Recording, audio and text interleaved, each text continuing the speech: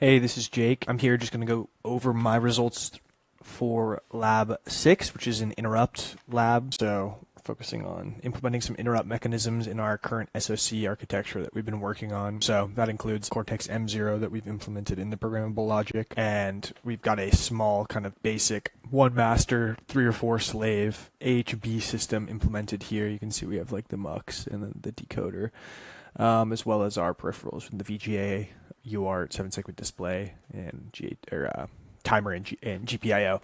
So the objective of this lab is to, as you'll see down here, to implement a hardware interrupt mechanism for the GPIO peripheral by adding the appropriate interrupt registers. And so kind of the way to do this, right, is we want to switch our hardware mechanism from a polling-based approach, it's always checking that switch input, to something interrupt based. So what we have to do is go into the Verilog, right here, right? So in our GPIO Verilog, I created a new, be helpful if that would open.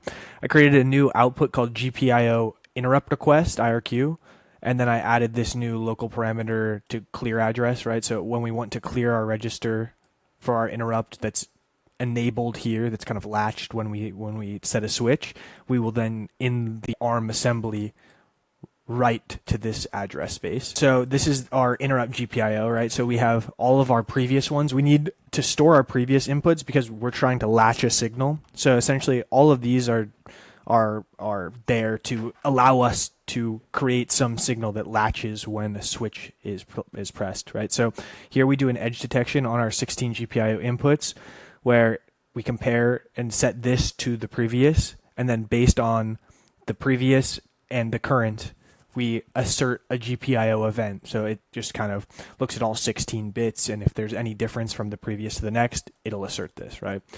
So this interrupt works for the bottom 7 switches. You can see that the GPIO in previous is 16 bits, but in the decoder, let's see, or in the AHB Lite, I'm pretty sure we only assign the bottom 7, yeah. So we only assign the bottom 7 bits to the actual AHB GPIO instance here.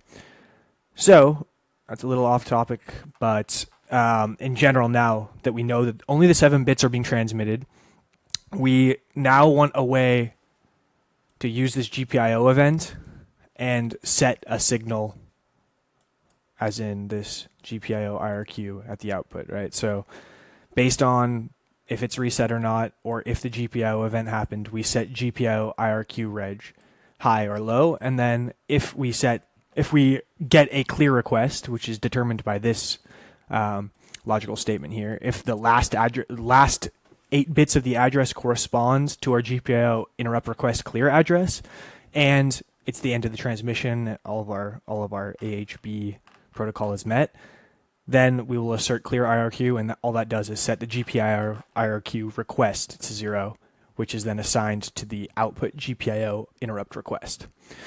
So that's relatively straightforward. Then the only other change you really needed to make in AHB Lite Sys was, let's see here, I added just the extra wire for the GPIO interrupt request. You can see we have the 2 for the UART interrupt service request and the timer interrupt request. And then all you have to do is concatenate that GPIO interrupt request into the assign statement here for the other interrupt signals. After that, that's kind of everything you need to do for part 1. We've like set up the hardware infrastructure for it. Now all we need to do is go over to the Kale, and we can just quickly explain what's going on here. So this is the vector table, essentially like the vector interrupt table. All we have to do is add a second label for our GPIO handler. And then just like our timer handler and our UART handler, which prints things to our VGA based on the timer output, right here we have a new procedure called the GPIO handler, which quickly pushes the existing R0, R1, and link register to the stack so we can use them here for our own purposes in this procedure. And then all it really does is clears the GPIO interrupt, which is that address that we set up in Verilog in the AHB GPIO.verilog file. And then we'll just move a 1 to that to signify we're clearing it and store that 1 at that address. So I've also, just kind of to show you guys really quickly, added this visible section that just writes to our VGA base address. So right now, you can see we have the the board set up here. Let me see if I can do this. I'm just going to point the camera at this screen while I flick my switch on here, and hold up. So you can see 1, 2, 3, 4, 5, 6, 7, 8, 9 is printed from the timer interrupt. And then at the end of this, when I press my switches 0 through 7, you'll see an S is printed. So I'm pressing a bunch of the switches up and down right now. And that is signifying that the actual interrupt service request for the GPIO and the GPIO handler is functioning, because we can see here, this is where it does something visible and writes the S once this is actually triggered. So overall, it was pretty clear. We just created the infrastructure to latch a signal that we could then read from our Kale ARM software, and we also created a register that we can use and write to clear that interrupt from the GPIO module.